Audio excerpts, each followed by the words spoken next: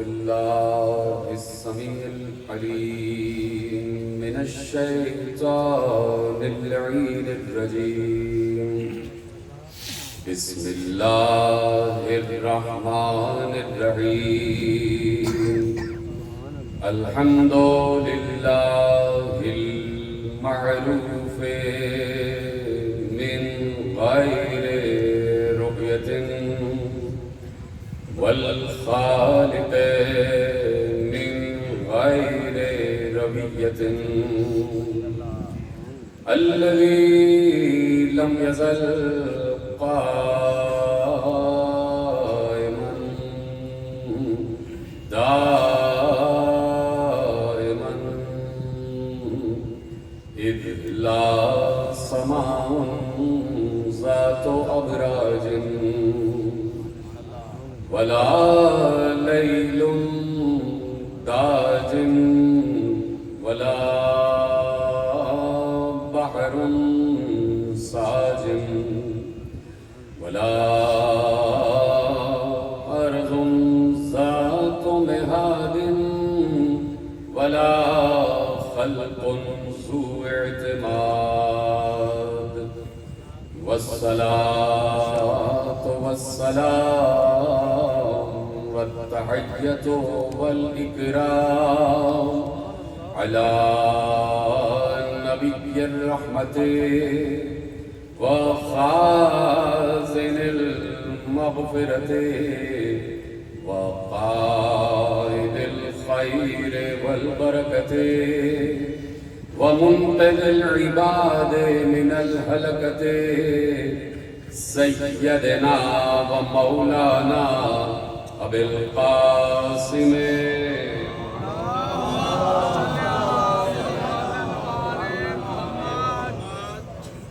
وأهل بيته الطيبين الطاهرين المعصومين المظلومين المنتخبين المنتجبين، الذين أذهب الله عنهم الرجس وطهرهم تطهيرا.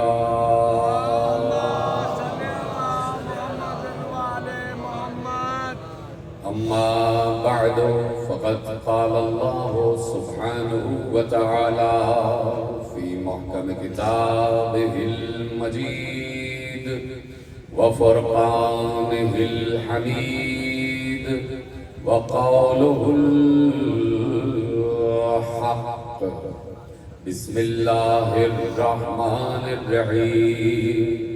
الله ولي الذين آمنوا يخرجهم من الظلمات إلى النور. صلوات پڑھے محمد وآلہ.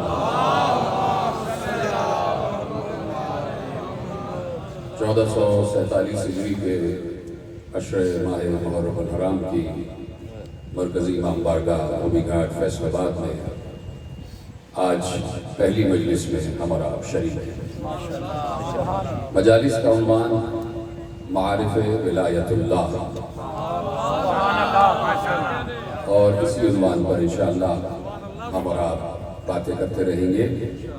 اور یہ جو معارف ولایت اللہ ہیں، اللہ کی ولایت کی معرفت، یہ اس وقت تک نہیں ہو سکتی جب تک اللہ کے بنائے ہوئے ولیوں کو نہ پہچان جائے. یہ ہماری تقریر کا عنوان ہے اور یہی مضمون رہے گا انشاءاللہ. اور یہ جو اس وقت ہم مجلس عزا کے فرش پر بیٹھے ہوئے ہیں، تو میں کسی منزل پر عرض کر رہا تھا اور آپ کے حوالے یہ بات آج ضروری ہے کہ کروں کہ اللہ قادر مطلق ہے. اللہ ہر شے پر قدرت رکھتا ہے. اس نے ایک موقع پر یہ بھی دکھا دیا کہ وہ کس طریقے سے اس پوری کائنات کو رزق تقسیم کر رہا ہے. کسی نبی کو رزق تقسیم کر کے دکھایا کہ میں ایسے رزق تقسیم کرتا ہوں. کسی نبی کو تخلیق کر کے بتایا کہ میں ایسے خلق کرتا ہوں. کسی نبی کو مردے زندہ کر کے بتایا کہ میں ایسے مردے زندہ کرتا ہوں۔ اسی طریقے سے اللہ نے اپنی قدرت کے مظاہر مختلف طریقوں سے، مختلف زاویوں سے، مختلف انبیاء کو، مختلف رسولوں کو، مختلف اولیاء کو دکھائے۔ میں صرف یہ عرض کرنا چاہتا ہوں کہ وہ قادر مطلق ہے، وہ چاہتا تو یہ زمین اور اس زمین کے تمام ساکنان عرض جتنے بھی رہ رہے ہیں، اس زمین پر 24 گھنٹے دن بھی ہو سکتا تھا، 24 گھنٹے رات بھی ہو سکتی تھی، لیکن اس نے زمین کے اس خطے میں آدھے دن رکھا ہے اور آدھا یوم رات رکھی ہے۔ 12 گھنٹے دن ہوگا، 12 گھنٹے رات رہے گی۔ تو اب یہ ایسا ہے کہ یہ زمین جو گردش کر رہی ہے سورج کے گرد، تو جس زمین کا زاویہ سورج کے سامنے آ جاتا ہے ادھر دن نکل آتا ہے، اور جو سورج کے سامنے نہیں ہوتا رات ہوتی ہے۔ اسی طرح اس وقت ہم یہاں بیٹھے ہیں زمین کے اس حصے میں کہ جو اس وقت سورج سے مقابلہ کر رہا ہے، تو یہاں پر دن نکل آیا اور آپ جاگ گئے، اور جاگ کر آپ مجلس حسین میں آ گئے۔ اسی طریقے سے زمین کا وہ حصہ کہ جو اس وقت سورج سے دور ہے، وہاں اس وقت ہو رہی ہے رات، تو وہاں دن کیوں نہیں ہو رہا؟ اللہ قادر مطلق ہے، اسے روشنی کرنے کے لیے سورج کی احتیاج نہیں ہے۔ ہر موقع پر ہر جگہ دن کر سکتا تھا، لیکن اس نے یہ اصول قائم کیا ہے کہ تم جب رات آ جائے تو آرام کیا کرو۔ ہم نے رات بنائی ہے آرام کرنے کے لیے، اور جب رات آ جائے تو دن بھر کے تھکے ہارے مسافر جا کے اپنے بستروں پر سو جاؤ، اور جب سو جاتے ہو تو تمہیں اپنی خبر نہیں ہوتی تو دنیا کی کیا خبر ہوگی۔ جب سو جاتے ہو تو تم نماز نہیں پڑھ رہے ہوتے، جب سو جاتے ہو تو تم کوئی عبادت نہیں کر رہے ہوتے، جب سو جاتے ہو تو تم ذکر اللہ نہیں کر رہے ہوتے، جب سو جاتے ہو تو تم تسبیحات نہیں کر رہے ہوتے، تم سو جاتے ہو۔ میں یہ سمجھتا ہوں کہ اللہ نے آدھا دن آدھی دنیا میں اس لیے رکھا اور آدھی رات آدھی دنیا میں اس لیے رکھی کہ اگر کہیں پر آدھی دنیا سو جائے تو کہیں پر آدھی دنیا جاگ بھی رہی ہو۔ وجہ یہ ہے کہ وہ نہیں چاہتا کہ اس روئے عرش پر کوئی لمحہ بھی ایسا ہو کہ جس لمحے میں انسان ذکر حسین سے غافل ہو جائے۔ اگر آدھی دنیا سو رہی ہے تو آدھی دنیا جاگ رہی ہے۔ اس وقت ہم جاگ کر ذکر حسین کر رہے ہیں، اس وقت مغربی حصوں میں رات ہو چکی ہے، وہ سو چکے ہیں، لیکن دنیا میں ذکر حسین جاری اور ساری ہے، اور اسی ذکر حسین کی بدولت ذکر اللہ اور اللہ کی تسبیحات ہو رہی ہیں۔ مجھے بتایا جائے کہ میں مسلسل یہ جملہ عرض کرتا ہوں کہ یہ ذکر حسین سوائے ذکر اللہ کے ہے کیا؟ آپ نے جملہ محفوظ کیا ہے کہ نہیں؟ یہ ذکر حسین ذکر اللہ ہے۔ مجھے بتائے عالم اسلام کہ اسی منبر عزا سے توحید بھی بیان کی جاتی ہے، اسی منبر عزا سے رسالت و نبوت بھی بیان کی جاتی ہے، اسی منبر عزا سے امامت بھی بیان کی جاتی ہے، اسی منبر عزا سے قیامت بھی بیان کی جاتی ہے، اسی منبر عزا سے اللہ کے صفات بھی بیان کیے جاتے ہیں، اسی منبر عزا سے اللہ کے تمام تر ذات کی بات بھی کی جاتی ہے۔ تو یہی پر تو ہم آ کر یہ کہنے میں حق بجانب ہو جاتے ہیں کہ جہاں حسین ہے وہی اللہ ہے، جہاں پر ذکر حسین ہے وہیں ذکر اللہ، وہیں ذکر اللہ ہے۔ نہیں تو ہم یہ بات بھی کہنے میں حق بجانب ہے کہ دونوں طرف اللہ کا نام لیا جا رہا تھا۔ سن 61 ہجری میں دونوں طرف اللہ کا نام لیا جا رہا تھا۔ تمہیدی تقریر ہے، اور آپ کو پتا ہے کہ پہلی تقریر میرا ایک پیغام ہوتی ہے کہ جو جہاں جہاں تک چاہے دنیا سنتی چلی جائے، دونوں طرف ذکر اللہ ہو رہا تھا، دونوں طرف والے اللہ کو مان رہے تھے، دونوں طرف والے اللہ کو مان رہے تھے۔ وہاں پر بھی اذانیں ہو رہی تھی، یہاں پر بھی اذانیں ہو رہی تھی۔ بہت سی گفتگو سنی آپ نے اس منظر پر، لیکن ایک جملہ میرا لے جائیے کہ اس طرف بھی اذانیں تھی، اس طرف بھی اذان، اس طرف بھی نماز، اس طرف بھی نماز، اس طرف بھی جہاد کے شوقین اور اس طرف حکم جہاد دینے والے کا نواسا۔ توجہ فرمائی آپ نے، یعنی اس طرف بھی حاجی، اس طرف بھی حاجی، ہر چیز ہو رہی تھی۔ نمازیں پڑھی جا رہی ہیں، ذکر اللہ ہو رہا ہے، وہاں بھی تسبیحات ہو رہی ہیں، وہاں پر بھی کچھ ایسے لوگ تھے کہ جن کے ماتھوں پر سجدوں کا داغ تھا.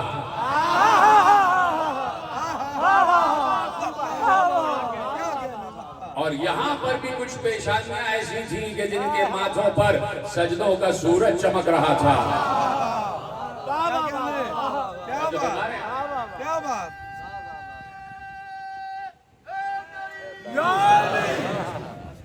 یہاں پر بھی سجدہ گزار، وہاں پر بھی سجدہ گزار، سب کچھ وہی تھا. وہاں کوئی یہودی نہیں آ گئے تھے. سن 61 ہجری میں حسین کے مقابلے پر یہودی نہیں تھے، اور عیسائی تو کبھی آیا ہی نہیں مقابلے. عیسائی تو آل محمد کے مقابلے پہ، محمد و آل محمد کے مقابلے پہ کبھی آیا ہی نہیں. ایک دفعہ آنے کی جرت کی تھی، لیکن خود ہی کہہ کے ہٹ گیا. وہ چہرے دیکھ رہے ہیں، اگر پہاڑوں سے کہیں تو پہاڑ اپنی جگہ سے ہٹ گیا.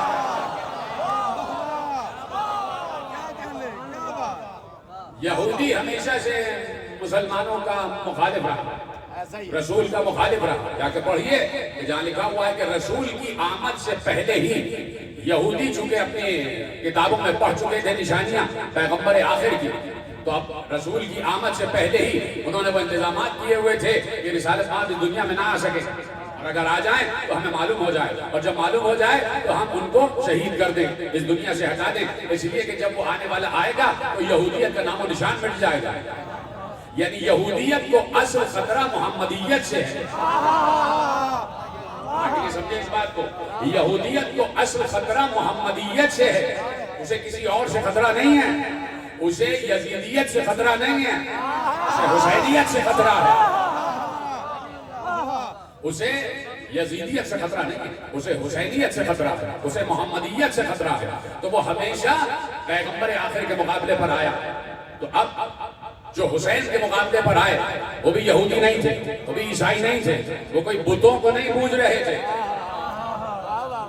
علیحدہ بات ہے کہ اجازت ہے ایک آیت آپ کے حوالے کرنا چاہتا ہوں. اس منزل پر یہ آیت پڑھ دینا بالکل برمحل ہوگا کہ وہاں پر بت پرست نہیں تھے. حسین کے سامنے بتوں کو پوجنے والے نہیں تھے، انہوں نے کوئی نیا بت نہیں بنا دیا تھا. قرآن میں سورہ طٰہٰ میں آواز ہے اور جناب موسیٰ کو مخاطب کر کے اللہ کہہ رہا ہے، اور بڑے تحمل سے میں آیت پڑھ رہا ہوں، اگر بات آپ تک پہنچ جائے تو مجھے بتا دیجیے گا، نہیں تو میں رکوں گا نہیں. اس آیت پر میں رکوں گا. ویسے ترجمہ آپ کے حوالے کروں گا، جو سمجھ جائیں گے ان کو میرا سلام. حضرت موسیٰ کو مخاطب کر کے جب جناب موسیٰ چلے گئے اور میقات کے لیے گئے 30 راتوں کے لیے اور 40 راتیں ہو گئی، اس وقت اللہ نے جناب موسیٰ کو مخاطب کر کے کہا. اب موسیٰ قوم سے چلے گئے، قوم ادھر ہے اور موسیٰ دور ہے. موسیٰ قوم میں نہیں، قوم کو چھوڑ کر چلے گئے اللہ کے بلانے پر، چاہے 40 دن ہی کے لیے کیوں نہ گئے تو 30 دن کے لیے، لیکن اللہ نے 10 راتیں اور بڑھا دی تو 40 دن ہی کے لیے کیوں نہ گئے. ایک بار جب چلے گئے تو ایک بار اللہ نے کہا قَالَ فَإِنَّا فَتَنَّا قَوْمَكَ مِن بَعْدِكَ فَأَزَلَّهُمُ السَّامِرِيُّ. کہا کہ اے نبی، ترجمہ کر رہا ہوں، اے نبی موسیٰ، تم جب چلے گئے نا، تمہارے جانے کے بعد ہم نے تمہاری قوم کا امتحان لیا اور سامری نے ایک بچڑا بنا لیا.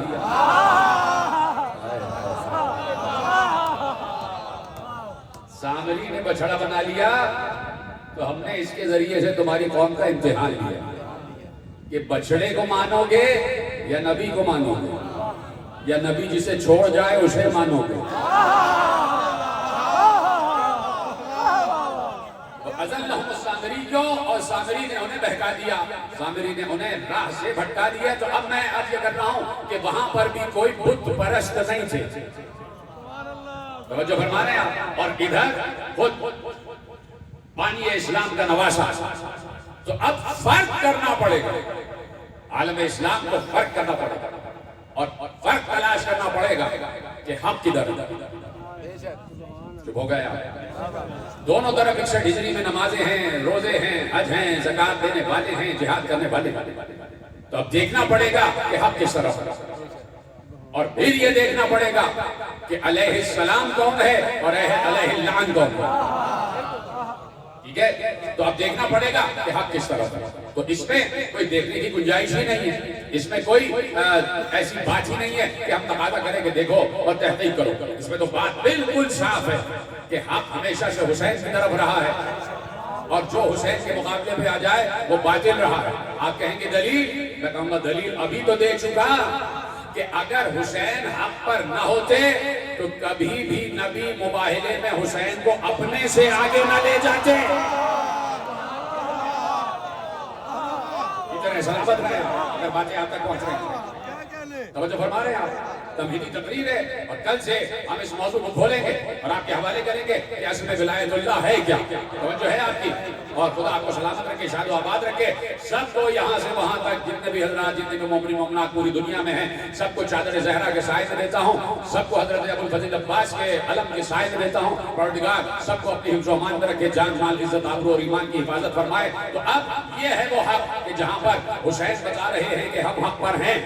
اس لیے میں مجبور ہوں جملہ کہنے کے لیے، اس لیے کہ جملہ آپ کے اذہان عالیہ میں محفوظ ہے، اور میں اسی امام بارگاہ میں کم از کم 2 مرتبہ یہ باتیں آپ کے حوالے کر چکا. لیکن میرے موضوع میں ہے تو آپ کے حوالے کرتا ہوں کہ حسین نکلے کس لیے ہیں، کس لیے نکلے ہیں حسین. اس سے پہلے بہت سے لوگ تھے، اور حسین کے ساتھ بھی مکے میں اور مدینے میں بہت سے لوگ تھے کہ جو اسلام اپنے دلوں میں بسائے ہوئے تھے وہ کیوں نہ نکلے، اور حسین کیوں نکلے. میرا ساتھ دیتے جائیں. بڑی فکری گفتگو آپ کے حوالے کر رہا ہوں تاکہ نوجوانوں تک پہنچ جائے کہ مدینے میں سارے صاحبان اسلام موجود تھے. حسین کے لیے نکلنا کیوں ضروری تھا اور باقی کے لیے نکلنا کیوں ضروری نہیں تھا؟ حالانکہ یہ سب کے لیے ضروری تھا. اگر نہیں نکلے تو کیوں نہیں نکلے، اور حسین نکلے تو کیوں نکلے. یہ بالکل وہی تسلسل ہے کہ جو علی ابن ابی طالب نے بتایا کہ اب جیسے ہی جملہ کہوں گا، پڑھا لکھا مجمع میرے سامنے بیٹھا ہوا ہے اور آپ تک وہ جملہ پہنچ جائے گا کہ جیسے ہی صفین میں علی ایک قتال ہو رہا ہے، تلواریں چل رہی ہیں، تلوار سے تلوار ٹکرا رہی ہے، اور ایسے میں جب وہاں پر شکست کے آثار نمودار ہوئے، یعنی جب بھی باطل شکست خوردہ ہوتا ہے تو کوئی نہ کوئی ایسا حربہ اختیار کرتا ہے کہ حق کو مجبور کر دے کہ ہم پر حملہ بند کر دو. کہاں بیٹھا ہوں، آپ کہاں بیٹھے؟ کوئی نہ کوئی حربہ ایسا اختیار کرتا ہے کہ حق کو مجبور کرے کہ جنگ بند کر دو. ادھر سے قرآن نیزوں پر آئے، ٹھیک ہے، اور ادھر سے سارا معاملہ ہو گیا، اور جب معاملہ ہو گیا تو حکم قرار دیا گیا، اور ادھر سے یہ آواز آنے لگی علی نے کہا قتال ہوگا. ادھر سے آواز آ رہی تھی کہ لا حکم الا للہ ولا امر الا للہ. اللہ کے علاوہ کوئی حکم نہیں دے سکتا، اللہ کے علاوہ کوئی امر نہیں دے سکتا. تو سب نے کہا یا علی، دیکھیے یہ کہہ رہے ہیں یہ اللہ کو مانتے، اور یہ کہہ رہے ہیں کہ حکم صرف اللہ کا ہے، امر صرف اللہ کا ہے. یا علی، یا ابو الحسن، یا خلیفۃ اللہ، یا خلیفۃ المسلمین، آپ رک جائیے، اس لیے کہ وہ اللہ کا نام لے رہے ہیں. تو اب علی نے بتایا، کہا کہ ہاں کلمہ ان کا جملہ تو حق ہے، لیکن اس کے پیچھے جو ان کی نیت ہے وہ باطل ہے. سمجھ جو ہے آپ کی؟ میں نوجوان دوستوں سے مخاطب ہوں، بزرگ مجھ سے بہتر جانتے ہیں، اور میری خوش قسمتی ہے کہ یہاں سے وہاں تک آگے پیچھے دائیں بائیں سارے نوجوان میرے افکار سن رہے ہیں اور میرے جملے آپ کے حوالے ہو رہے ہیں. اس کو جذب و کشف کی کیفیت پہ لیتے آئے. کہا کہ بھائی جملہ جو ہے وہ تو حق ہے، لیکن ان کے پیچھے جو اس کی نیت ہے وہ باطل ہے، جو مراد ہے وہ باطل ہے. کیوں؟ اس لیے کہ آپ اگر یقیناً صحیح لوگ بیٹھے ہیں اسی بات سے سمجھ جائیں گے کہ حسین نکلے کیوں ہیں. فوراً علی نے کہا یہ بات تو صحیح کہہ رہے ہیں، لیکن ان کے پیچھے جو نیت ہے وہ باطل ہے. اس لیے کہ حکم تو ہے ہی اللہ کا، لیکن اللہ آ کے حکومت نہیں کرتا، حکومت وہی کرتا ہے جس کو اللہ کہے. حاکم اللہ کی طرف سے ہوتا ہے، حاکم اللہ کی طرف سے ہوتا ہے. آدم کے دور میں حکم اللہ کا تھا یا نہیں؟ اب میں سمجھا رہا ہوں بات، میری بات سمجھیے گا. آدم کے دور میں حکم اللہ کا تھا، نوح کے دور میں حکم اللہ کا تھا، ابراہیم کے دور میں حکم اللہ کا تھا، داؤد کے دور میں حکم اللہ کا تھا، سلیمان کے دور میں حکم اللہ کا تھا، موسیٰ کے دور میں حکم اللہ کا تھا، عیسیٰ کے دور میں حکم اللہ کا تھا یا نہیں؟ جب حکم اللہ کا تھا تو اللہ نے آدم کو کیوں بھیجا؟ خود نبی بن کے آ جاتا. بیت اللہ کی بات کر رہا ہوں. سمجھے اس بات کو. جب حکم آدم کے دور میں بھی اللہ کا تھا تو اللہ خود کیوں نہیں آیا؟ خود حاکم کیوں نہ بنا؟ کیوں کہا تم میرے سبارڈینیٹ؟ آدم سے کہا تم میرے خلیفہ و خلاف، میرے بعد سبارڈینیٹ ہو، اس دنیا پر خلافت تمہاری ہے، اب تمہیں بھیج رہے. کیوں؟ خود کیوں نہیں آ رہا؟ خود کیوں نہیں آ رہا؟ خود حاکم کیوں نہیں بن رہا؟ چھوڑ دو سب کو. سلیمان، جناب سلیمان کو حکومت کیوں دی؟ خود کیوں نہیں حاکم بن گیا کہ بتاتا کہ ہم ملک کو کیسے چلاتے ہیں؟ تو اب اس کو تصور کریں، اس کو یقین کریں کہ یہی طے پایا کہ حکم اور امر اللہ کا ہوتا ہے، لیکن حاکم اللہ بناتا ہے، اولی الامر اللہ بناتا ہے. اور اولی الامر اور حاکم من اللہ، وہ اللہ سے حکم لیتا ہے اور اس کو نافذ کرتا ہے. ایسا ہی ہے؟ وہ اللہ سے امر لیتا ہے، اللہ سے حکم لیتا ہے اور اسے نافذ کرتا ہے. یہ ہے. اب ضروری ہے حضرت آدم پر کہ وہ بتائیں کہ میں خلیفۃ اللہ ہوں. تو بات کہنی تھی، آپ پیچھے رہ گئے.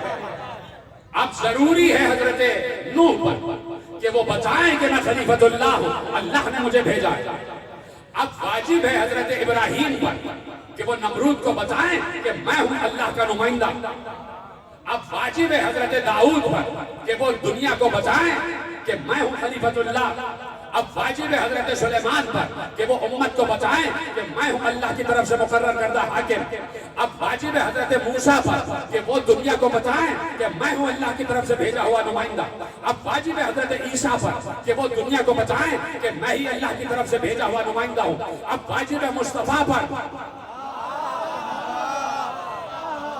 کہ وہ دنیا کو بتائیں کہ میں ہی اللہ کی طرف سے حجت ہوں. تو مجھے بتاؤ، یہ بات بھی طے شدہ ہے کہ قیامت تک یہ دنیا حجت خدا سے خالی نہیں رہے گی. تو علی یہی بتا رہے تھے کہ آدم سے مصطفیٰ تک جب ہر نمائندے پر یہ بات واجب تھی کہ وہ بتائے کہ میں ہوں خلافت کا حقدار، میں ہوں حاکمیت کا حقدار، اور میری طرف سے یہ حکم چلے گا اور میں ہی اللہ کی طرف سے مقرر کردہ نمائندہ ہوں. تو علی نے یہی کہا کہ آدم سے مصطفیٰ تک جب کوئی خاموش نہ رہا تو میں کیسے خاموش ہوں؟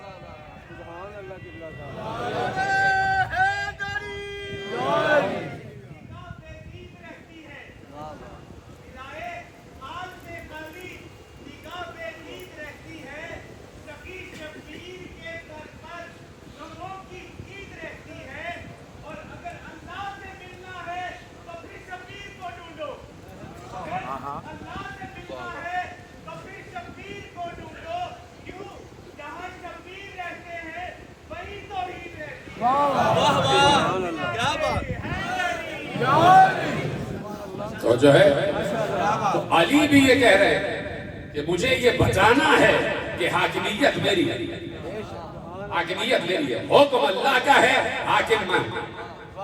یہ علی اس لیے نہیں چاہ رہے تھے کہ خدا نہ خواستہ علی کو کوئی تم اور حرص تھی خلافت یا حاکمیت کی تما و حرص یا لالچ تھی کہ مجھے حکومت مل جائے. نہیں، وہ حکومت لے کے کیا کرے گا کہ جس کو لوگ خدا بنانے پہ تیار تھے اور اس نے خدا بننے سے انکار کر دیا.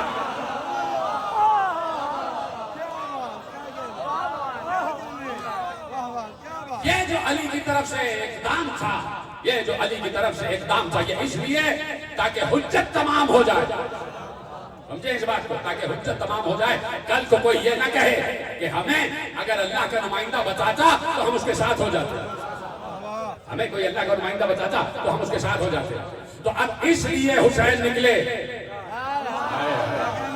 سمجھ گئے ان کو میرا سلام؟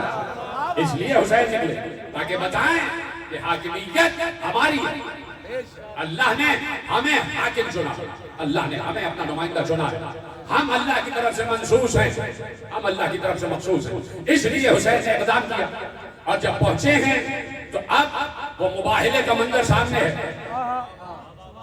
مباہلے کا منظر سامنے، ادھر حسین ہے اور ادھر اگر حسین ہے تو اکیلے حسین نہیں ہے. حسین منیت رسول کی منزل پر ہیں. کہاں بیٹھے ہیں؟ ادھر حسین اکیلے نہیں ہیں، ادھر حسین و منی وانا من الحسین ہے.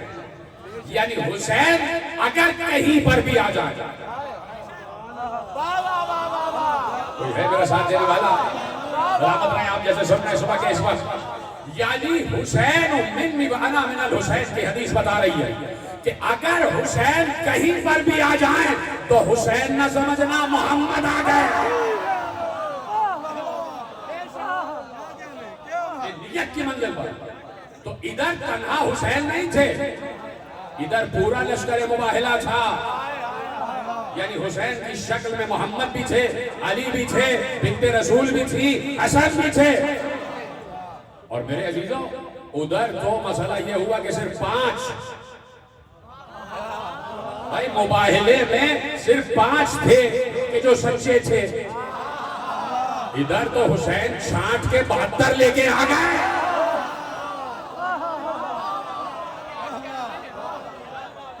اور جو فرما رہے ہیں تو اب ادھر ایک مباہلے کا منظر کہ حسین آ گئے اور حسین نے میدان جہاد میں شیشہ پلائی ہوئی دیوار کی طرح مضبوط ہو کر. شیشہ پلائی ہوئی دیوار کا مطلب تو سمجھو. کون ہے شیشہ پلائی ہوئی دیوار؟ جو فرما رہے ہیں آپ اپنے برابر والے سے پوچھ لیجئے گا کہ شیشہ پلائی ہوئی دیوار کو عربی میں کیا کہتے ہیں. توجہ فرما رہے ہیں آپ. تو اب حسین شیشہ پلائی ہوئی دیوار کی طرح جم گئے اور جم کر بتایا کہ ہم کٹ جائیں گے، ہٹیں گے نہیں.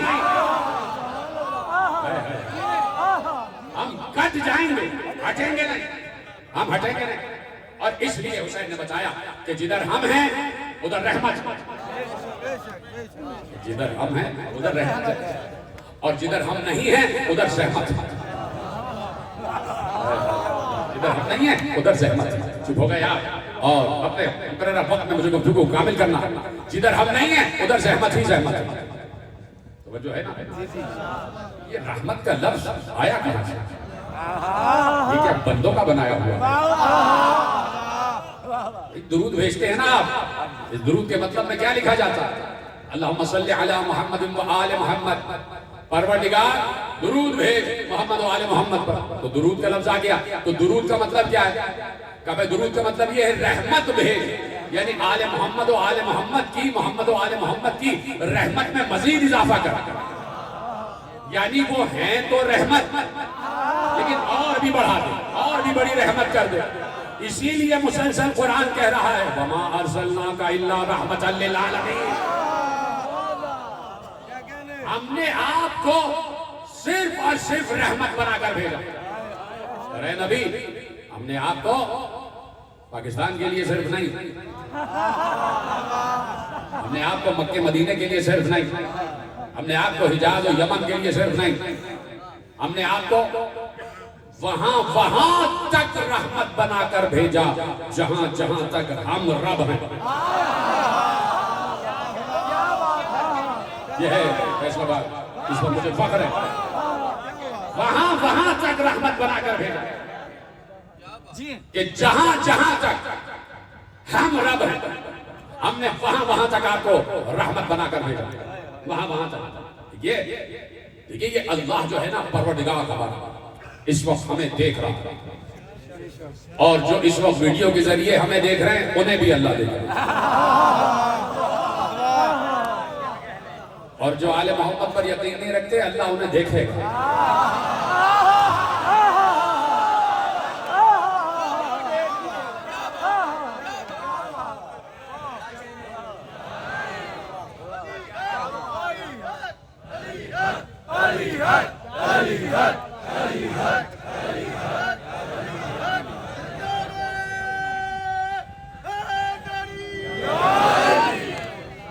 توجہ ہے نا؟ اس وقت پوری کائنات اس کے مشاہدے میں سب کو دیکھا اور مسلسل دیکھا. کہیں بھی اس کی نظر ادھر ادھر نہیں ہٹتی. حالانکہ ہماری طرح کی اس کی نگاہ نہیں، ہماری طرح کے کام نہیں ہے، لیکن سنتا علیم ہے، سب سے زیادہ علم رکھتا ہے، بس علم ہی وہ رکھتا ہے، بلکہ وہ علم رکھتا نہیں، وہ ہے ہی علم۔ اس میں بات ہوگی آگے آنے والی تقریروں میں۔ تو اس نے کہہ دیا کہ ان اللہ سمیع علیم، سمیع علیم، اللہ سمیع بھی ہے اور علیم بھی، ہر بات کی خبر رکھتا ہے، ہر بات کا علم رکھتا ہے، ہر بات سنتا ہے، جب سنتا ہے تو دیکھتا بھی ہے۔ سمیع بصیرہ بھی ہے، سمیع بھی ہے، بصیر بھی ہے۔ توجہ فرما رہے نا، اللہ سنتا بھی ہے اور ہر بات کا علم رکھتا ہے۔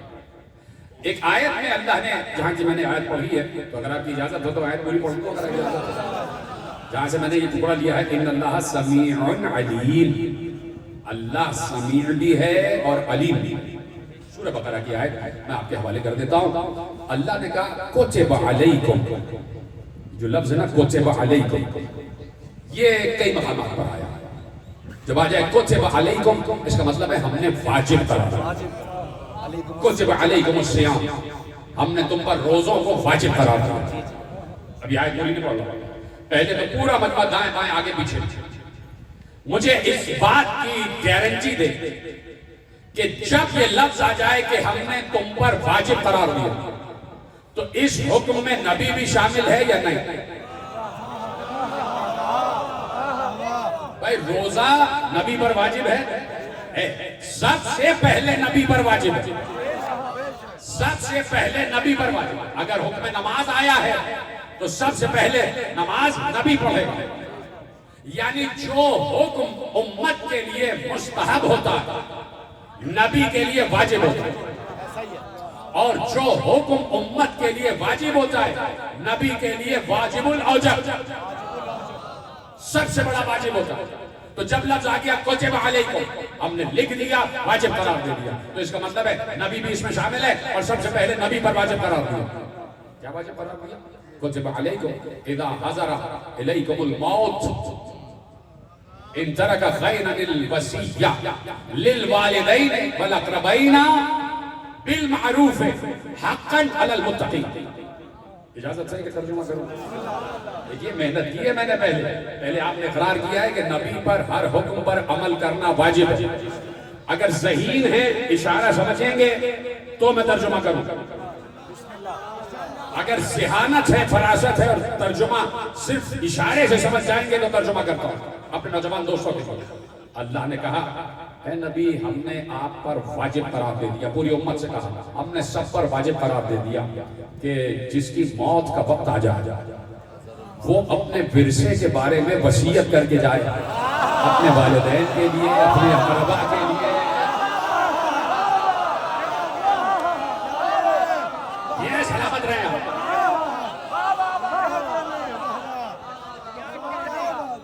ادھر سلامت رہے، آپ نے میری مشکل آسان کرنی کہ جو بھی تم میں سے ہے وہ جب اس کی موت کا وقت قریب آ جائے تو وہ اپنے ترکے کے بارے میں وصیت کرے۔ وصیت واجب ہے، جب امت پر واجب ہے تو نبی پر اوجب ہے، تو جب نبی پر اوجب ہے تو مجھے دکھانا پڑے گا امت کو کہ نبی نے وصیت کس کے لیے کی ہے، تو جس کے لیے وصیت کرتا ہے اسی کو تو وصی کہتے ہیں۔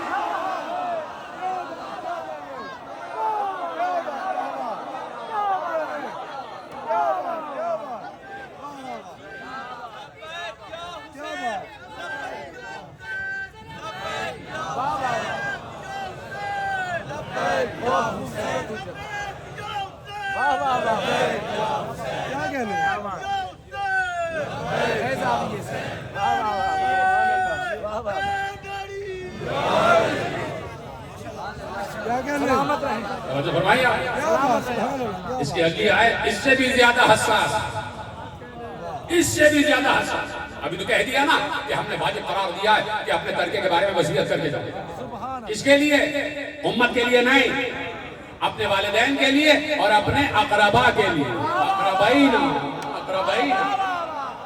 اپنے اقربا کے لیے، اقربا جمع، اقربین جمع، اور جب جمع کا واحد ہوگا تو قربا، جب جمع کا واحد ہوگا تو قربا. یہی تو 1400 برس سے کہہ رہے ہیں کہ جیسے ہی وہ باغ یہودیوں نے نبی کو دیا تو فوراً اللہ نے کہا وَآتِ ذِی الْقُرْبَى حَقَّهُ، اپنے قربا کو دے دو.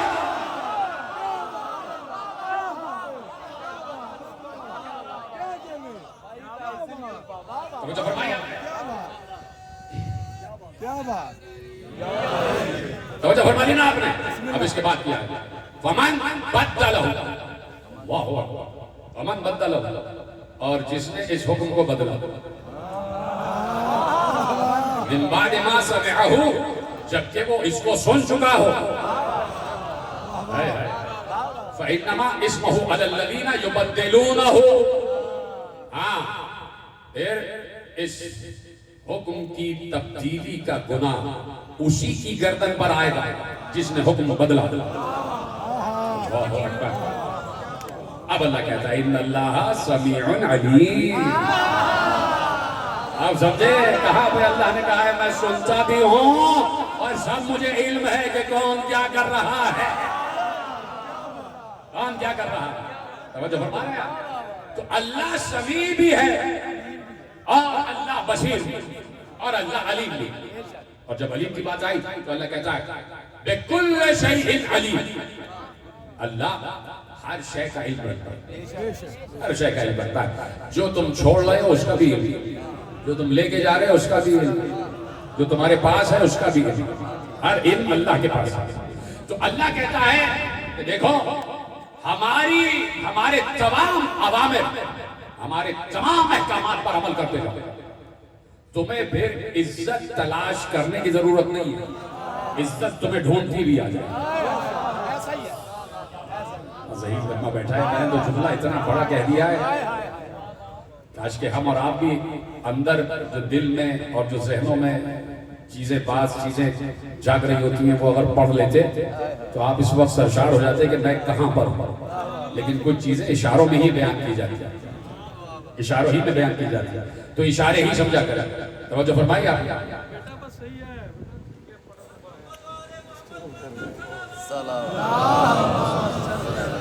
توجہ فرمائیے آپ، بیٹھ جاؤ کہ بھائی کچھ چیزیں اشاروں ہی سے سمجھی جاتی ہیں. توجہ فرما رہے ہیں، میری طرف رہیے گا. تو اب اللہ یہ کہتا ہے کہ تم ہمارے ہر امر پر عمل کرو، ہر امر پر عمل کرو، ہر حکم پر عمل کرو. تو عزت تمہارے پیچھے ہے.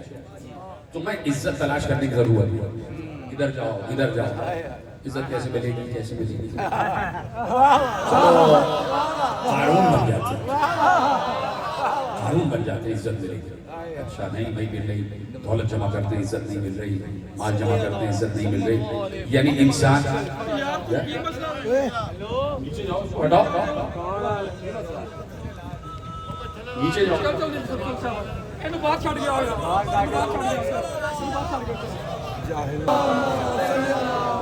جو ہے میری جانب مجھے دیکھ کریں. میں صرف یہ بات سمجھانا چاہ رہا ہوں کہ اللہ کا امر کیا ہے، اللہ کا حکم کیا ہے. ٹھیک ہے، اللہ کہتا ہے کہ حکم اور امر پر عمل کرو، عزتیں تمہارا پیچھا کریں گے، عزتیں تمہارا پیچھا کریں گے. پھر تمہیں ادھر ادھر دیکھنے کی ضرورت نہیں ہے کہ ہم عزت کیسے تلاش کریں.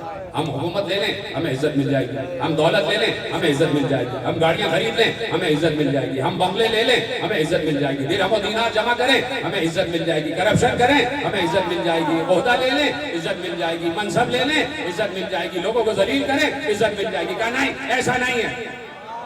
کہا یہ بتاؤ ایک طرف موسیٰ ہے ایک طرف فرعون ہے، ایک طرف موسیٰ ہے ایک طرف فرعون ہے. دولت کس کے پاس؟ تو میری طرف، اور میں اپنی گفتگو سے متصل ہوں. ایک طرف فرعون ہے ایک طرف موسیٰ ہے، ایک طرف نمرود ہے ایک طرف ابراہیم ہے. نہیں بات آ رہی، بات نہیں پہنچ رہی.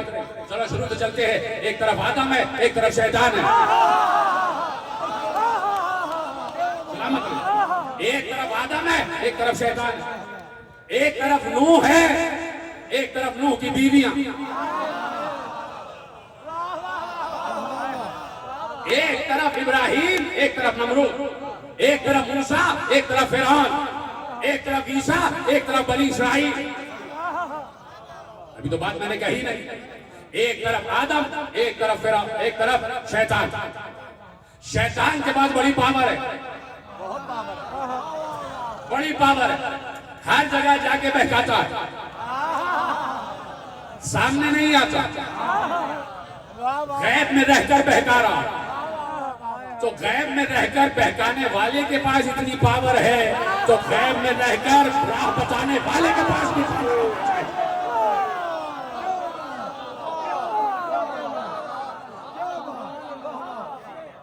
یہ سارا علم اللہ نے اسے دیا، اختیار دے دیا تجھے. چاہے جتنا بہکا سکتا ہے بہکا لے. لوگوں کے نطفوں میں شامل ہو جا، لوگوں کے خون میں شامل ہو جا، صراط مستقیم پر بیٹھ جا، دائیں بائیں آگے پیچھے سب جگہ سے بہکاتا رہے، وسوسے ڈالتا رہے. ٹھیک ہے، یہ سب اللہ نے اس کو اجازتیں دے دی، اذن دے دیا. اسی کے حکم سے، اسی کے اذن سے آج وہ پاور لیے ہوئے ہے. تو غیب میں رہ کر راہ بتانے والے کے پاس بھی وہی پاور ہے. اس طرح وہ بہکاتا ہے، اسی طرح یہ راہ بتاتا ہے. آدم اور شیطان، نوح اور قوم نوح، ابراہیم اور نمرود، موسیٰ، فرعون، عیسیٰ، بنی اسرائیل. تو اب آدم کے پاس علم، شیطان کے پاس بہکانے کی پاور. عزت کس کے پاس؟ صاحب عزت کون؟ تو معیار کیا ہے کہ آدم پر سلام، شیطان پر لعنت. کہاں بیٹھے ہیں آپ؟ یعنی جو صاحب عزت ہوتا ہے اس پر سلام ہوتا ہے، تو علیہ السلام ہوتا ہے. اور جو صاحب عزت نہیں ہوتا وہ علیہ اللعن ہوتا. تو اب آدم علیہ السلام، شیطان علیہ اللعن. شیطان کے پاس عزت نہیں ہے، کوئی شیطان کی عزت نہیں کرتا. حد تو یہ ہے کہ حاجی بھی جا کے پتھر مارتے ہیں. اب مجھے نہیں پتا ہوا کتنے شیطان ہیں.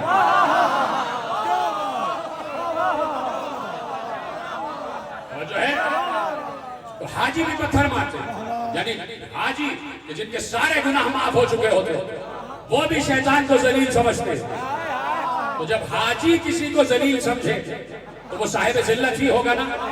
تو شیطان صاحب ذلت، آدم صاحب عزت، نوح صاحب عزت، قوم نوح صاحب ذلت. حضرت ابراہیم کے پاس عزت، نمرود کے پاس دولت. تو نمرود دولت مند ہوتے ہوئے بھی صاحب عزت نہیں ہے، اور ابراہیم غریب ہوتے ہوئے صاحب عزت. موسیٰ صاحب عزت، فرعون ذلت والا. حالانکہ فرعون کے پاس ساری دولت موجود، حکومت موجود، حکومت موجود، حکومت موجود، حکومت موجود، حکومت موجود، لیکن اس کے باوجود فرعون صاحب عزت نہیں، صاحب عزت نہیں. اسی طرح عیسیٰ صاحب عزت، بنی اسرائیل صاحب ذلت. اب آ جاؤ، عزت کا معیار آگے بڑھ رہا، عزت ختم نہیں ہو رہی. اس لیے کہ آدم سے لے کے عیسیٰ تک اللہ نے یہ اعلان نہیں کیا تھا، لیکن جب مصطفیٰ کی بات آئی تو اللہ نے اعلان کیا وَلِلَّهِ الْعِزَّةُ وَلِرَسُولِهِ وَلِلْمُؤْمِنِينَ وَلَكِنَّ الْمُنَافِقِينَ لَا يَعْلَمُونَ. آگے سنو، عزت اللہ کے لیے ہے، یا اللہ کے لیے ہے یا مصطفیٰ کے لیے. جتنے سلامت رہے آپ، بات بالکل تقریر آخری مرحلے میں داخل ہو گئی. یا تو عزت اللہ کے لیے ہے یا اس کے رسول کے لیے، تیسرے کے لیے بھی. اور وہ تیسرے ہیں مومنین. وَلِلَّهِ الْعِزَّةُ وَلِرَسُولِهِ وَلِلْمُؤْمِنِينَ وَلَكِنَّ الْمُنَافِقِينَ لَا يَعْلَمُونَ. کہا کہ عزت اللہ کے لیے ہے، اس کے رسول کے لیے ہے اور مومنین کے لیے. عزت اللہ کے لیے، اس کے رسول کے لیے اور مومنین کے لیے. ابھی روکتا ہوں، ابھی آگے بڑھوں گا، اس آیت کو یہیں پر روکتا ہوں، پلٹوں گا واپس. عزت رسول کے لیے، تو مصطفیٰ صاحب عزت. اب تم مجھے بتاؤ مصطفیٰ کے مقابلے پہ کون کون آیا؟ ابو جہل ذلت والا، ابو لہب ذلت والا، اور جتنے پیغمبر کے سامنے آ گئے سب کے سب صاحب ذلت. حالانکہ پیغمبر کے سامنے جو آئے سب بڑے مال و دولت والے تھے، درہم و دینار والے تھے درہم و دینار والے تھے، صاحب مال و دولت. لیکن عزت جناب مصطفیٰ کے پاس. عزت مصطفیٰ کے پاس، عزت مصطفیٰ کے پاس، ذلت ابو جہل کے پاس. چلو اب دوبارہ سے چلتا ہوں. عزت آدم کے پاس، ذلت شیطان کے پاس. عزت نوح کے پاس، ذلت قوم نوح کے پاس. عزت ابراہیم کے پاس، ذلت نمرود کے پاس. عزت موسیٰ کے پاس، ذلت فرعون کے پاس. عزت عیسیٰ کے پاس، ذلت بنی اسرائیل کے پاس. عزت مصطفیٰ کے پاس، ذلت ابو جہل کے پاس. عزت علی کے پاس، ذلت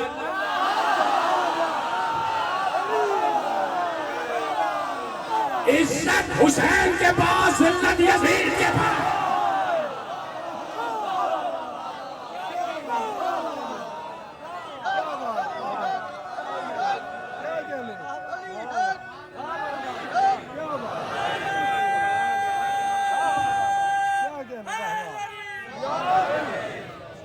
توجہ فرمائیے. تو اب دیکھنا پڑے گا کہ یہ عزتوں کا معیار کیا ہے. اللہ نے کہہ دیا ہمارے امر نہیں پر عمل کرتے جاؤ، ہم تمہیں عزتوں سے نوازتے جائیں گے. اس لیے بات ختم ہو گئی. اس لیے اللہ نے کہا وَلِلَّهِ الْعِزَّةُ وَلِرَسُولِهِ وَلِلْمُؤْمِنِينَ. عزت اللہ کے لیے ہے، اس کے رسول کے لیے ہے اور مومنین کے لیے. مومنین کے لیے. اب کل یہی سے بات آگے بڑھائیں گے کہ یہ مومنین ہیں کون؟ کون مومنین ہیں جن کے لیے اللہ کہہ رہا ہے کہ ہماری دی ہوئی عزت، ہم نے ان کو عزتیں عطا کی. تو جہاں پر اللہ کی دی ہوئی عزتیں ہوتی ہیں وہاں پر کبھی بھی غلبہ ختم نہیں ہوتا. غلبہ ختم نہیں ہوتا، غلبہ انہی کا رہتا ہے. اسی لیے اللہ نے کہا کہ اذکرونی فاذکرکم. تم ہمارا ذکر کرو ہم تمہارا ذکر کریں. تم ہمارا ذکر کرو ہم تمہارا ذکر کریں. تو ہم صبح ذکر کرتے ہیں، ظہرین میں ذکر کرتے ہیں، مغربین میں ذکر کرتے ہیں، اور بیچ میں بالکل فاصلہ ہے. ختم ہو گئی بات اور ادھر سے ادھر اپنے کاموں میں لگے ہوئے. لیکن وہ چاہتا ہے کہ مسلسل ذکر ہے، مسلسل ذکر ہے. اور ذکر بھی ایسا کہ آنکھیں بھی ذکر کر رہی ہیں، کان بھی ذکر کر رہے ہیں، ذہن بھی ذکر کر رہا ہو، دل بھی ذکر کر رہا ہو. ایسا ذکر کہ مسلسل تسلسل کے ساتھ ذکر ہو، تسلسل کے ساتھ ذکر ہو. یعنی دل میں محبت آ جائے، یہی ذکر. کان سے سنو، یہی ذکر ہے. آنکھوں کو استعمال کرتے ہوئے جائے ذکر میں پہنچ جاؤ، یہی ذکر. تو تسلسل ذکر اللہ چاہتا ہے مسلسل ذکر ہو جائے، مسلسل ذکر ہو جائے. پیغمبر تشریف فرمائیں اور ام المؤمنین حضرت عائشہ رضی اللہ تعالی عنہ تشریف فرمائیں. اور ایسے میں حسین ابن علی آ گیا، نواسے کو سینے سے لگا کر رونے لگے. تو ام المؤمنین نے ارشاد فرمایا یا رسول اللہ گریے کا سبب کیا؟ کہا یہ میرا بیٹا 3 دن کا بھوکا پیاسا کربلا کی تپتی ہوئی ریت پر مارا جائے گا، اور اللہ نے مجھ سے کہا جو اس کے قبر کی زیارت کرے گا اس کو ایک حج مقبولہ کا ثواب، وہ حج جو میرے ساتھ کیا ہوا. ام المؤمنین متحیر ہو گئی، یا رسول اللہ ایک حج کا ثواب جو آپ کے ساتھ کیا ہوا. رسول اللہ نے کہا عائشہ ایک نہیں بلکہ 2 حج کا ثواب. ام المؤمنین پھر متحیر ہوئی، 2 حج کا ثواب؟ کہا نہیں ہے 3 حج کا ثواب. یعنی متحیر ہوتی جا رہی ہیں اور پیغمبر حج کا ثواب بڑھاتے جا رہے ہیں، یہاں تک کہ 90 حج کی بات آتی. جو قبر حسین کی زیارت کو جائے گا اس کا ثواب 90 حج مقبولہ. صرف حج نہیں، وہ حج جو اللہ کی بارگاہ میں مقبول ہو چکا ہوگا اور وہ جو میرے ساتھ حج کیا ہوگا اس کا ثواب ملے گا. حدیث محفوظ ہو گئی. ام المؤمنین نے حدیث محفوظ کروا دی، حدیث محفوظ کروا دی. زمانہ آگے بڑھا، علامہ حلی نے یہ حدیث سنی، پڑھی، بڑے محقق ہوئے، پڑھ کر متحیر ہو گئے ایسا کیسے ہو سکتا. کہا کس سے پوچھیں؟ تو ذہن میں آیا وہی جو اللہ کی طرف سے صاحب عزت ہے، وہی جو اللہ کی طرف سے ولایت لیے ہوئے، اس سے پوچھیں. لیکن وہ تو غیبت میں ہے، کیسے رابطہ کریں؟ تو کہا کہ مسجد سہلا 40 شب جمعہ جو عبادت کرے گا اور جو نماز پڑھے گا امام عصر سے ملاقات کے لیے، 40ویں شب جمعہ اس سے ملاقات ہو جائے گا.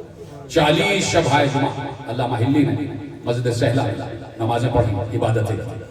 40واں کی شب آ گئی، 40ویں شب دی عبادت کر لی، اعمال انجام دیے، ملاقات دی، باہر نکلے، چلنے لگے. اپنے گھر کی طرف جا رہے تھے کہ راستے میں ایک بزرگ سے ملاقات ہوئی، برابر سے چلنے لگے.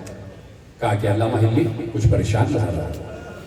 کہا جی ہاں 40 شب جمعہ ریاضت کی کہ اپنے امام سے ملاقات ہو جائے. نہیں ہوئی. کہا کس لیے ریاضت کر رہے تھے, کس لیے ملاقات چاہتے تھے؟ کہا کہ ایک سوال ذہن میں تھا, ان سے پوچھنا تھا. کہا کیا سوال تھا؟ سوال یہ تھا کہ حسین کی قبر کی زیارت کا 90 حج مقبولہ کا سوال یہ کیسے ہو سکتا؟ کہا کہ علامہ حلی تصور کرو کہ ایک بادشاہ ہے کہ جس کے پاس پوری مملکت کا اختیار ہے.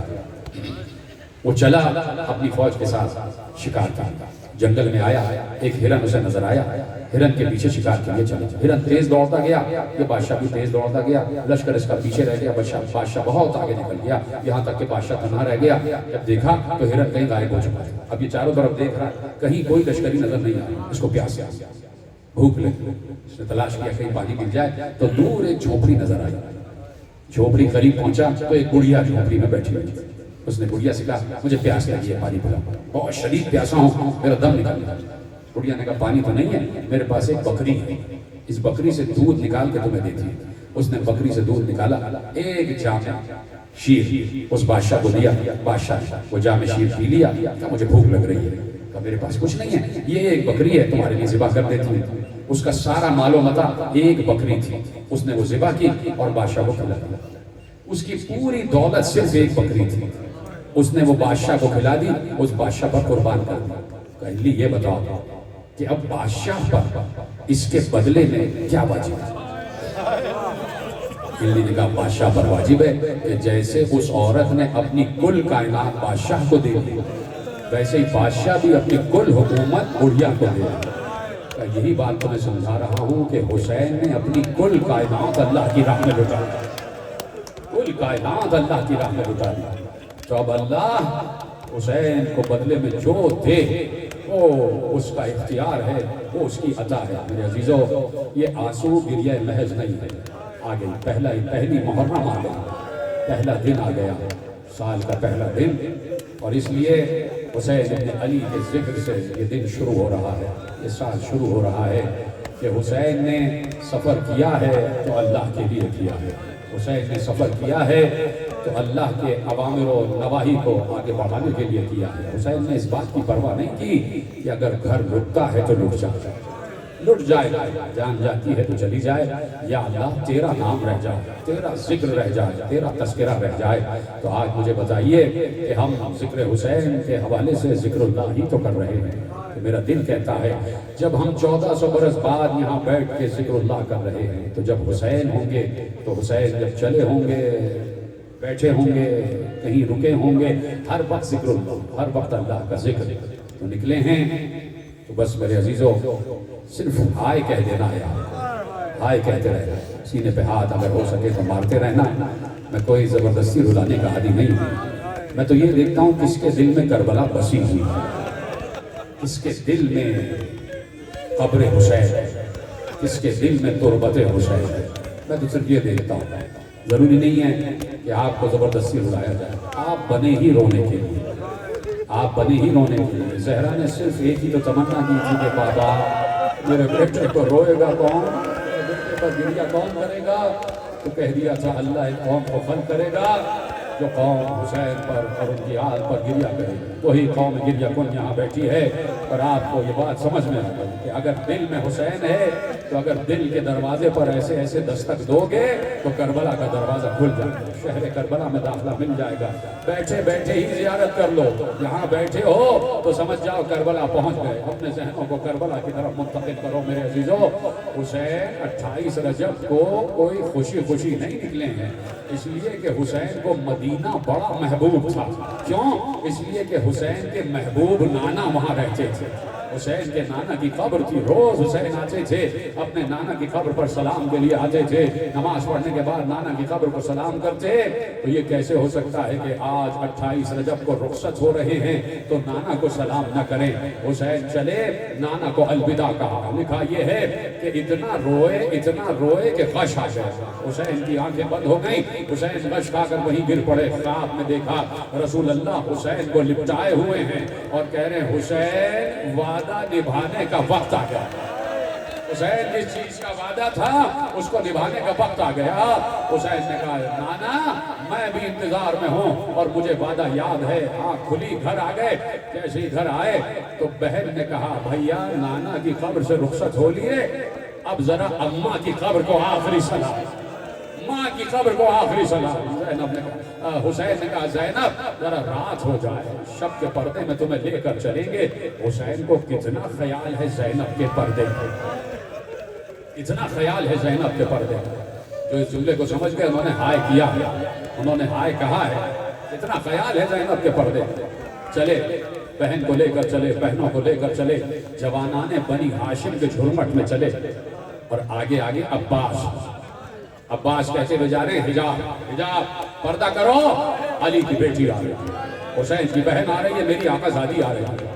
مجال ہے کسی کی کہ کوئی باہر رہ جائے کہ جب عباس کہہ رہے ہو شکل علی, ہم صورت علی کہہ رہا ہو علی کے لہجے میں کہ میری بہن آ رہی ہے, میری آقا زادی آ رہی ہے. پردے دکانوں کے گر گئے, چراغ بجھ گئے, بیوی چلی, بیویاں چلی, حسین کے جلوں میں چلی. جیسے ہی زینب کی نگاہ اپنی اماں کی قبر پر پڑی.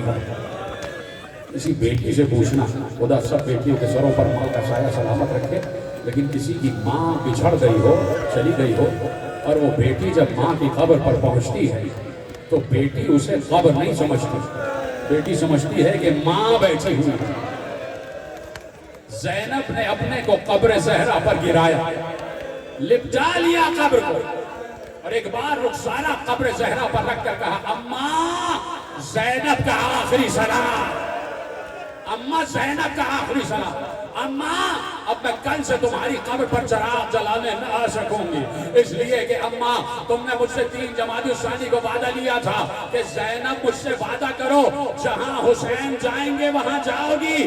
اماں آج وعدہ نبھا رہی ہوں, کل میرا ماں جایا مدینہ چھوڑ رہا ہے. اماں کل میں حسین کے ساتھ مدینے سے رخصت ہو جاؤں گی, اور اماں میں وعدہ کرتی ہوں کہ اگر موقع ملا تو واپس آؤں گی, پھر تمہاری قبر پر چراغ جلاؤں گی اور روداد سفر بیان کروں گی.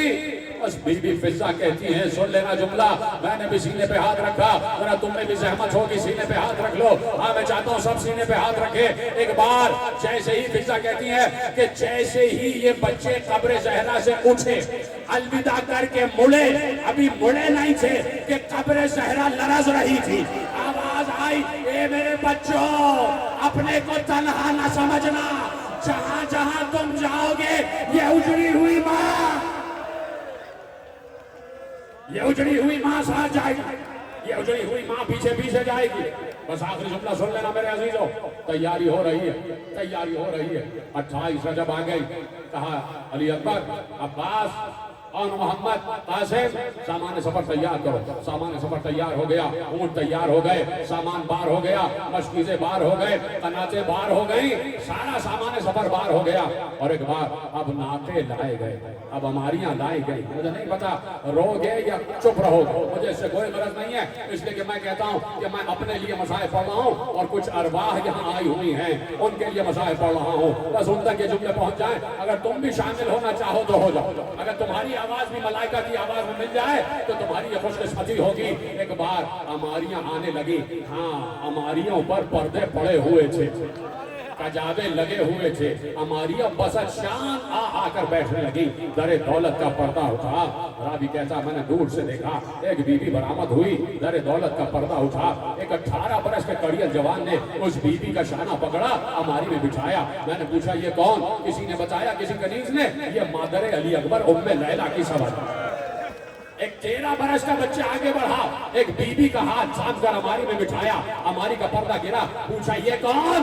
کہا مادر قاسم ام فروہ کی سواری. کہا اسی طرح بیبیاں آتی گئیں, ان کے وارث انہیں ہماریوں میں بٹھاتے گئے. ایک بار حسین کرسی ڈالے ہوئے پورا سامان سفر کا جائزہ لے رہے تھے. ایک بار در دولت کا پردہ ہٹا, کچھ کنیزیں دوڑتی ہوئی آئیں. حسین کے کان میں کچھ کہا, جیسے کیا سن رہے ہو؟ جیسے ہی حسین نے سنا, حسین ایستادہ ہو گئے, کھڑے ہوئے, آگے بڑھے. جب حسین آگے आगे बढ़े, सारे जवानाने बनी हाशिम आगे बढ़े। हुसैन ने घर का पर्दा हटाया, एक बुलंद कामत की बीबी आगे बढ़ी। हुसैन ने शाना थामा, और मोहम्मद आगे बढ़े, हमारी का पर्दा हटाया। एक बार अब्बास तो जानू होके बैठे, अली अकबर ने नानैन उतारे, उस बीबी ने अब्बास के जानू पर अपने कदम रखे। हुसैन ने सहारा देकर हमारी पर उस बीबी को सवार कराया। पर्दा गिरा, रावी कहता मैं कांप गया, किसी को ऐसे सवार न कराया जैसे इस बीबी को सवार कराया। मैंने पूछा ये कौन? आवाज आई, अली की बेटी ज़ैनब। अरे आज 28 रजब ज़ैनब ऐसे सवार हुई, 11 मुहर्रम, सर पर चादर नहीं, हमारी नहीं, गजब है।